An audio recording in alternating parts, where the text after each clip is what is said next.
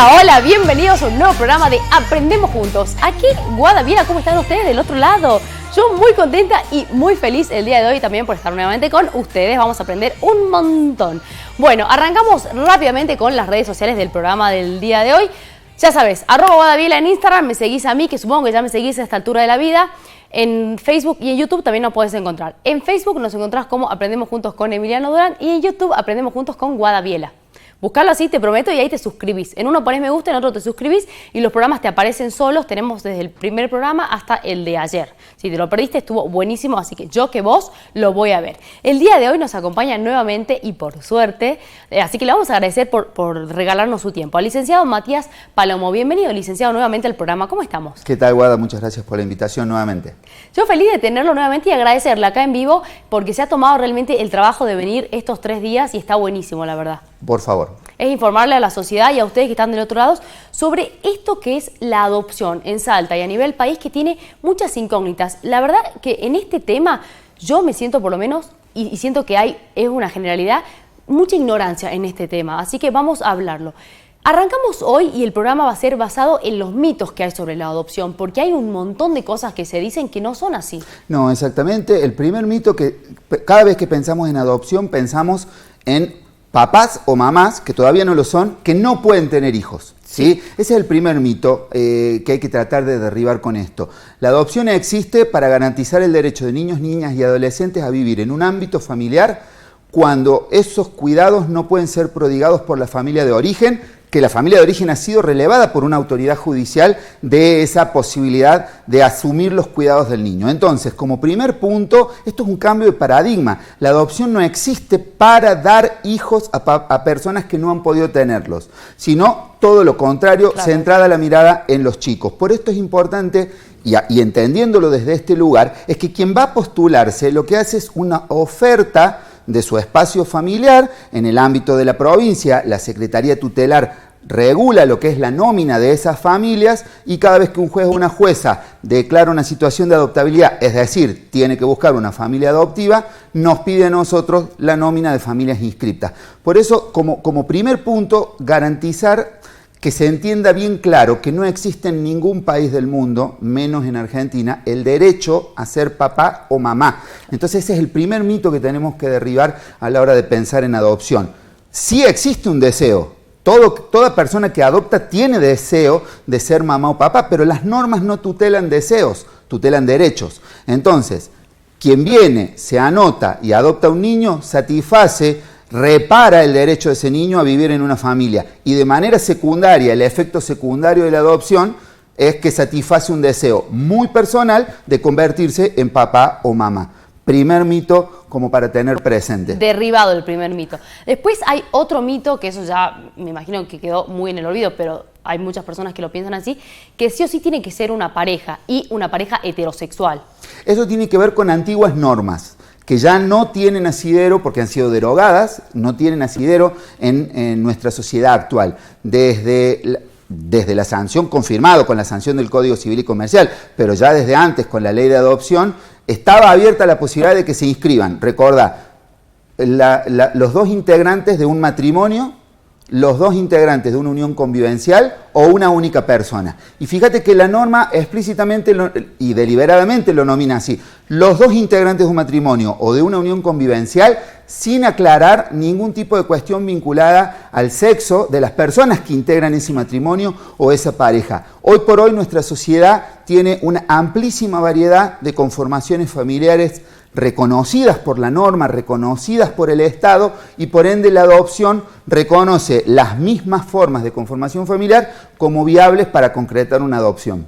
Entonces, quiere decir que puede ser mamá, mamá, papá, papá, mamá y papá, y no sí o sí tienen que estar casados tampoco, y si no puede ser una única persona. Una única persona. Tenemos muchos casos de lo que se denomina familias monoparentales, femeninas o masculinas. Esto sí es importante destacarlo porque quien adopta no es una única célula o una pareja una única célula, sino que forma parte de un grupo familiar más amplio. Ahí tenemos también que dejar en claro que la adopción que se promueve en el ámbito de la provincia de Salta es la adopción plena, es decir, la adopción que genera lazos jurídicos, lazos legales, con los adoptantes y con ambas familias ampliadas. Y esto es importante destacarlo porque quien llega en lugar de hijo o de hija no lo hace solo en esa condición, sino que también lo hace como nieto, como sobrino, como primo, y eso genera una riqueza en términos vinculares que en definitiva es lo que le permite a este niño, esta niña o a este adolescente formar parte de un grupo mucho más amplio que el grupo nuclear que lo adopta.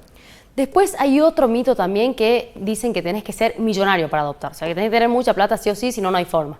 No, en ningún lado de la norma, nosotros siempre tratamos de apegarnos a la literalidad de la norma, y en la literalidad de la norma nada hace mención respecto de un determinado nivel de ingresos. Sí es importante que la gente tenga en claro que si yo voy a postularme para adoptar, tengo que tener la posibilidad de que cubrir las necesidades mínimas suficientes. Ahora muchas familias me dicen, no, yo me voy a anotar para adoptar uno porque yo no podría pagar 2 cuotas de colegio privado. Y en ningún lado dice que si yo adopto un chico tiene que tener asistencia a un colegio privado de los más caros que existan. No, si la escuela de mi barrio a mí me gusta y es una escuela linda y lo puedo enviar ahí porque consigo banco, es la mejor escuela a la que va a poder ir ese niño. Si lo puedo atender en la salita de mi barrio, en las salitas de los barrios tenemos muchos chicos que son atendidos, aún teniendo a veces obra social. Sí. ¿Por qué? Porque ahí tienen un abordaje integral, o mismo en el interior, a veces donde no hay de todas las especialidades, pero sí en el servicio público acceden a lo que necesitan. Entonces, tengamos en cuenta que no es necesario ser millonario para concretar una adopción, pero sí tener la posibilidad de que el niño que hoy está en un dispositivo del Estado, que tiene garantizada todas las comidas del día, que tiene garantizado escolaridad, que tiene garantizado salud, pueda tener eso en el ámbito de mi familia, sumado al lugar de exclusividad que le brinda ya ser posicionado como hijo o como hija. Y en esto también destacar que sí va a haber un gasto o va a haber una inversión que las personas tengan que hacer en este proceso adoptivo. Eso se les aclara a todos cuando se anotan, que es cuando llega el momento de hacer el juicio de adopción. En el programa anterior, ¿te acordás que hablábamos de la guarda de 6 meses? Sí. Bueno, cuando termine ese plazo de guarda, los adoptantes tienen que iniciar el juicio de adopción. Y como todo juicio, como todo proceso judicial que se inicia, deben hacerlo con el patrocinio letrado correspondiente. En ese caso puntual, ellos tendrán que buscar los servicios de un abogado o de una abogada del foro local que lleve adelante ese proceso y acordarán con ese abogado los honorarios del caso. Recién buscas el abogado porque hasta antes de esa etapa no necesitaba nada. En este caso puntual, sí, el juicio de adopción es un momento, como en todo juicio, en donde necesitan la representación legal de un abogado, porque así lo prescribe la ley, y en ese momento las familias deben buscar, que de hecho ya más o menos a mitad de la guarda todos empiezan ya a buscar algún abogado, alguien que conozcan o alguien que le recomienden. Siempre en eso es importante tener confianza en el profesional que uno contrata. Otro de los mitos porque mira, se me ocurren dos que se dice un montón. Primero, que lleva mucho tiempo desde que vos solicitás y te inscribís y presentás todos los papeles, y el segundo es que es como muy difícil, pero nosotros vimos, por lo menos en el primer programa que tuvimos con vos, que los requisitos no son tan complicados. No, para nada, no son complicados. Esto también tiene que ver con cuestiones que están vinculadas a otros momentos de la historia, donde realmente era muy complejo adoptar. En algún momento fue muy difícil. Sí, en algún momento fue muy difícil. De hecho, no tuvimos ley de adopción. Tenemos ya más de 200 años como Estado, ¿sí? Como país. Ahora, recién en el año 1945-46, con ese famoso terremoto de San Juan, en el 47 se legisla la primera ley de adopción. O sea, pasaron un montón de años como Estado hasta que tuvimos una ley de adopción. Y esa ley de adopción tenía fundamentalmente la necesidad imperiosa de ubicar a un montón de chicos huérfanos que habían quedado en algún ámbito legal. Después de ahí la norma fue evolucionando, pero siempre hemos tenido como este concepto de que adoptar era algo difícil, que adoptar era algo que debía ser ocultado, que no se debía hablar del tema, que no debíamos decirle la verdad al niño. Muchas cuestiones vinculadas con lo oscuro, con lo tapado. Entonces eso ha colaborado en que esto sea un tema del que muchas personas todavía siguen considerando que no queda claro cómo funciona. Por eso para nosotros es tan importante estos espacios, porque queremos llegar a la comunidad, queremos que la comunidad conozca este trámite, que más allá de lo que están viendo acá se acerquen a charlar con nosotros, porque de alguna forma vamos a ir desmistificando todas estas cuestiones. Y uno de estos casos debe ser el que forma parte, el reconocido Marcelo Polino, que siempre habló y contó mucho sobre la adopción. Pero también tengamos en cuenta que está lo que hablábamos recién fuera del aire, la disponibilidad adoptiva, que es también uno como padre busca, ¿no?, en ese niño. Exactamente. Todos nuestros postulantes, y esto pasa en todas las provincias, una vez que se anotan, tienen en el formulario a completar una serie de ítems que conforman lo que se denomina disponibilidad adoptiva. Es decir, hasta qué cantidad de niños, niñas o adolescentes estoy dispuesto a adoptar o estoy pensando en adoptar, entre qué rangos de edades, género masculino, femenino o indistinto, con qué situación respecto de enfermedades y o patologías preexistentes y con qué situación respecto de discapacidad.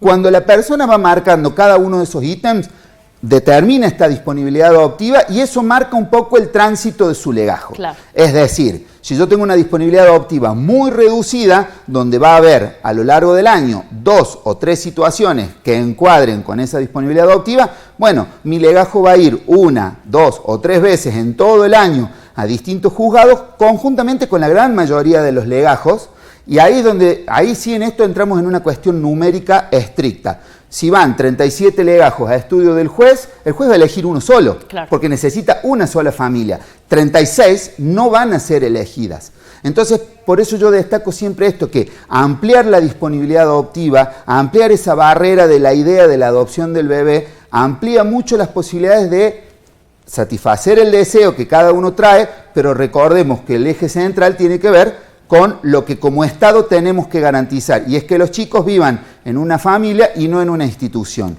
Claro, sobre todo darle una familia a esos niños, niñas que la están buscando tanto.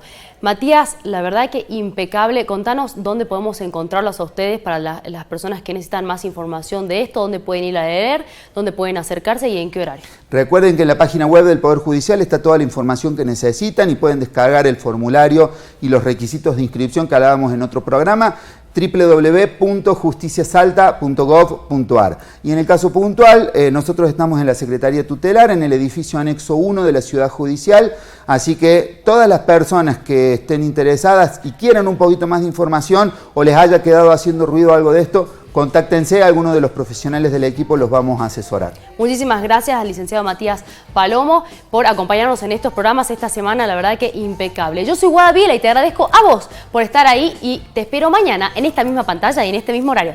Chau.